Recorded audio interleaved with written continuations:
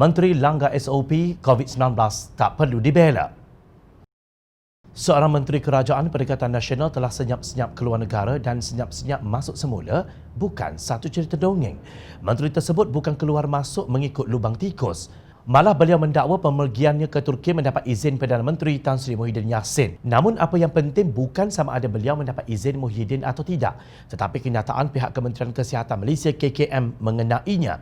Ketua Pengarah Kesihatan Tan Sri Dr. Nur Hisham Abdullah dilaporkan berkata, beliau dan pegawai tertinggi KKM hanya mahu Menteri Perusahaan Peladangan dan Komoditi Datuk Dr. Khairuddin Aman Razali yang melanggar peraturan kuarantin Kendiri minggu lalu.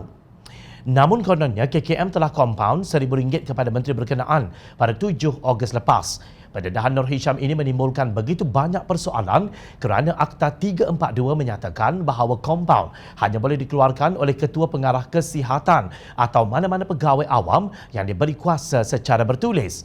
Kemungkinan kompaun telah dikeluarkan oleh pegawai biasa. Tetapi mengapa berahsia mengenainya sehingga Ketua Pengarah sendiri tidak tahu, sedangkan individu yang terbabit seorang menteri?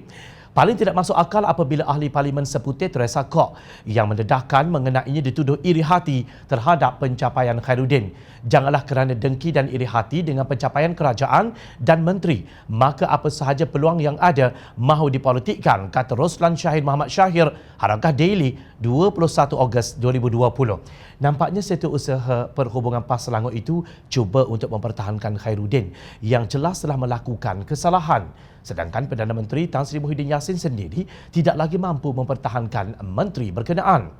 Dalam hubungan ini, ahli Parlimen Sepang Muhammad Hanifah Maidin bertanya secara sinis, adakah YBDAP yang dedah hal tersebut dikira pengkhianat atau penyelamat? Bila YBDAP tak dedah isu ini, logiknya tahukah rakyat tentang isu ini? Daripada serangan yang ditujukan kepada Teresa, secara tersirat, jawapan persoalan Hanifah sudah terbayang, iaitu wujudnya percubaan untuk merahsiakannya. Hanifah mempersoalkan tindakan pemimpin PAS membela Khairuddin. Ini termasuk kenyataan Datuk Seri Tuan Ibrahim Tuan Man yang berkata yang penting tiada kluster Khairuddin. Hanifah bertanya sama ada pembelaan terhadap Khairuddin didorong oleh sikap asabiah. Beliau mengingatkan bahawa PAS pernah mengadakan muktamar dengan temar menggepur pemikiran asabiah.